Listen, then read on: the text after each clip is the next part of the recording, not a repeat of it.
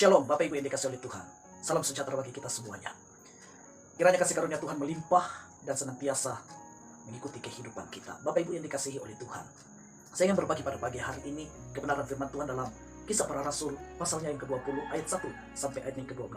Di sana menceritakan bagaimana ketika Rasul Paulus berbicara kepada murid-murid, kepada pengikut-pengikut Kristus pada waktu itu.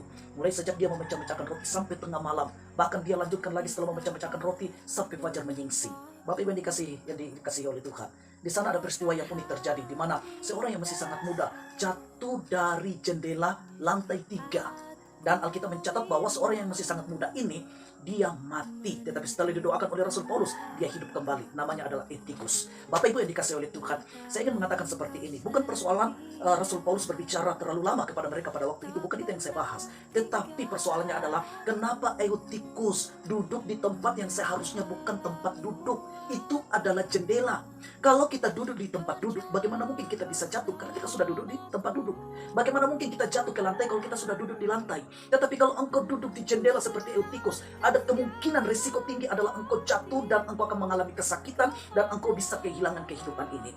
Apa yang saya ingin sampaikan Bapak Ibu yang dikasihi oleh Tuhan, jangan pernah engkau posisikan kehidupanmu di tempat yang salah. Jangan pernah engkau duduk di tempat yang tidak seharusnya engkau duduk. Jangan sampai engkau salah memposisikan kehidupanmu ini ketika engkau dipercayakan untuk menjalani hidup ini oleh Tuhan.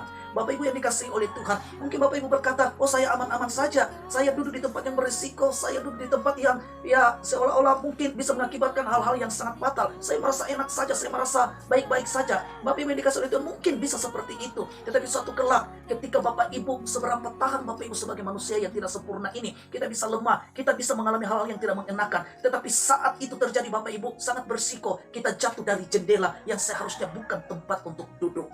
Bapak Ibu yang dikasihi oleh Tuhan, petiklah pelajaran dari kisah Eutikus ini. Jangan pernah engkau salah tempatkan hidupmu. Mungkin engkau merasa itu aman-aman saja, tetapi sebenarnya itu bisa membahayakan kehidupanmu. Engkau bisa jatuh kelak nanti, engkau bisa mengalami kesakitan, bahkan engkau bisa kehilangan kehidupanmu. Dan engkau akan membuyarkan semua masa depan yang cerah yang Tuhan siapkan. Karena apa? Karena engkau salah menempatkan kehidupanmu. Tuhan Yesus memberkati kita.